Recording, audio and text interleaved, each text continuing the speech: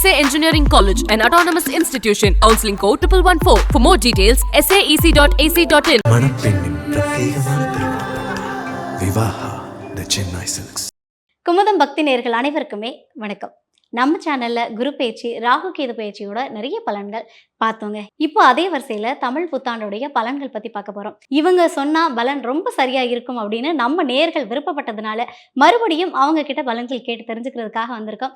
யாரு அப்படின்னா doctor Acharya Harish Raman sir. அவங்க தான். வாங்க அவங்க கூட சேர்ந்து நிறைய விஷயங்களை கேட்டு தெரிஞ்சுக்கலாம். சார் வணக்கம். வணக்கம்மா, நமஸ்காரம். தமிழ் புத்தாண்டு மீன ராசினியர்களுக்கு என்னென்ன மாதிரியான பலன்கள் கிடைக்கும், என்னென்ன மாதிரியான நன்மைகள் நடக்கும் சார்? முதல் விஷயம் மாற்றம் தான். விஸ்வாவசு ஆண்டில் சனி, ராகு, சுக்கிரன், புதன் 4 பேர் ஓட்ட பந்தயத்தில் ஓடி 2 பேர் என்ன பண்ணுறாங்கன்னா மற்ற 2 பேரை கீழே தள்ளி விட்டுறாங்க. கீழே தள்ளி விட்டு விடக்கூடிய இடமே பார்த்திங்கன்னா மீனத்தில் தான் தள்ளி விடுறாரு. இந்த டைமில் நம்ம என்ன பண்ணணும், பரஸ்தானம் போயிடணும். பரஸ்தானம்னா இடம் மாற்றிடணும். இப்போ நம்ம ஷூட் ஆரம்பிக்கிறதுக்கு முன்னாடியே கேமராமேன் என்ன சொன்னார், சார் நவுந்து உட்காருங்க சார்னு சொன்னார். இதுதான் முதலான பலன். சூக்ஷமங்கள் என்ன பலன்கள் சொல்லணும்னு சொல்லி கற்றுக் கொடுக்கும். இது நம்ம பிளான் பண்ணுறது கிடையாது. ஏன் அதுக்கு முன்னாடி சொல்ல இவ்வளோ ராசிகள் பேசும்பொழுது 2 தடவை சொல்லியிருக்காரு. இது 2வது தடவை. மீனம் வரும்பொழுது அது சொல்கிறாருன்னா நம்ம இடம் மாற்றுறதுனால பிரச்சனைகள் சால்வ் ஆகுங்கிறது தான் உண்மை. சனி, ராகு, புதன், சுக்கிரன் இந்த மாதிரி கிரக காம்பினேஷன் வந்து உட்காருதுனாவே சரியான அலைச்சல், கொஞ்சம் கூட மைண்டு ஸ்ட்ரெஸ், அதாவது ரிலாக்ஸேஷனே இருக்காது. எவனை பார்த்தாலும் சண்டை போடணும்னு தோணும், எவன் கூட ஒட்டக்கூடாதுன்னு தோணும், யார் கூட பேசினாலும் டென்ஷன் ஆகும். ஒரு 2 நிமிஷம் சத்தமாக எவனா பேசினா போய் 2 அப்பா போயிட்டு வரலாம்னு தோணும். இந்த மாதிரிலாம் அந்த ராகு என்ன பண்ணால் ரெஸ்ட்லெஸ்னஸை உருவாக்கும். ரெஸ்ட்லெஸ்னஸ்னால் கொஞ்சம் கூட எனக்கு தூக்கமே இல்லை சார், பயங்கர ஸ்ட்ரெஸ்ஸாகவே இருக்குது சார். காலையில் 4 மணிக்கு எந்திரிச்சேன் சார், காலையிலே அவ்வளோ வேலை இருந்தது சார், முடிச்சுட்டு இப்போ தான் வந்தேன் சார்னு சொல்லி நம்ம புலம்புற மாதிரி பல விஷயங்கள் வந்து கண்டிப்பாக அந்த மீனராசி நண்பர்களுக்கு இது நடக்கும். 2வது 3ஆம் இடத்துல குரு என்ன பண்ணுவான்னா, எல்லாமே நல்லா இருந்தாலும் நான் ஏதோ சரியில்லை, என் மனசு சரியா இல்லை, என்னமோ மாதிரி இருக்குது, இப்படிலாம் வந்து சங்கடத்தை கொடுக்கும்.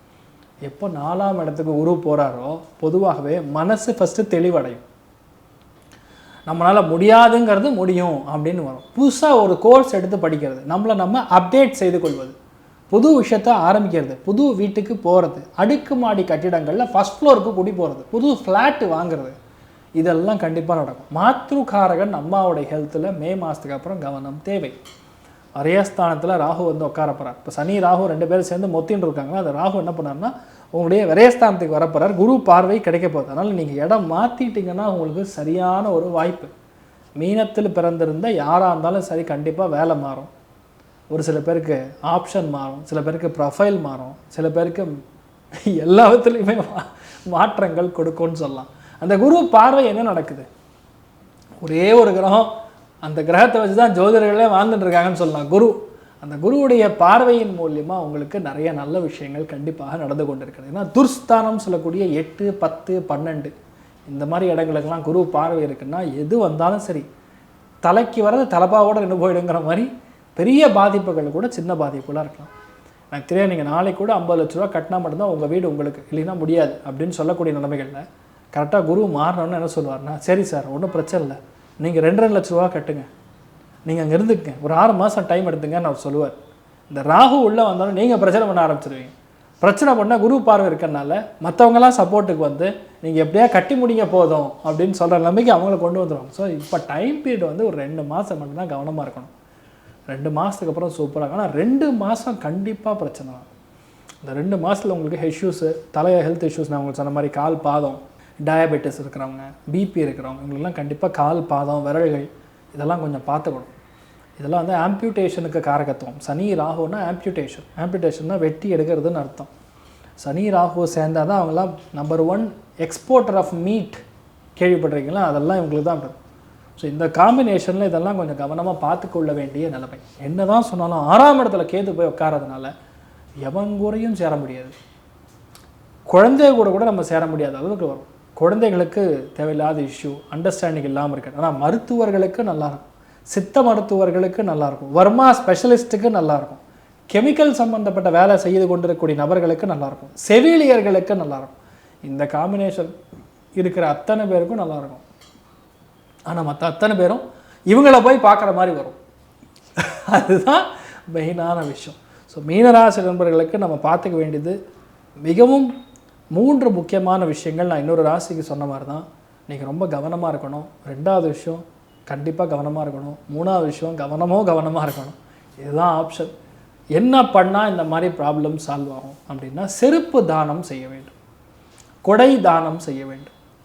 2 நல்லெண்ணெய் தீபம் நம்ம அந்த தீபத்தை போட்டு யாரோ ஒருத்தர் பெரியவங்களுக்கு தானம் பண்ணலாம். இதெல்லாம் பண்ணால் நமக்கு வர்றது கொஞ்சம் கம்மியாகும்.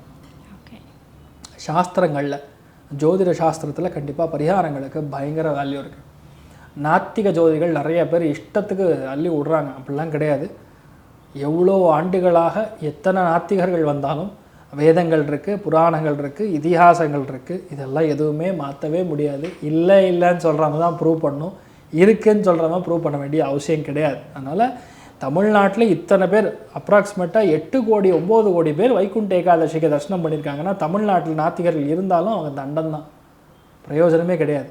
அதனால் தமிழ்நாட்டில் அவ்வளோ அளவுக்கு தெய்வ நம்பிக்கை வாழ்ந்துன்னு இருக்குமா. முருகனை பற்றி நீங்கள் பேசுனீங்கன்னா கண்டென்ட் வீடியோ எவ்வளோ போதுன்னு நீங்கள் சொல்ல பாருங்கள்.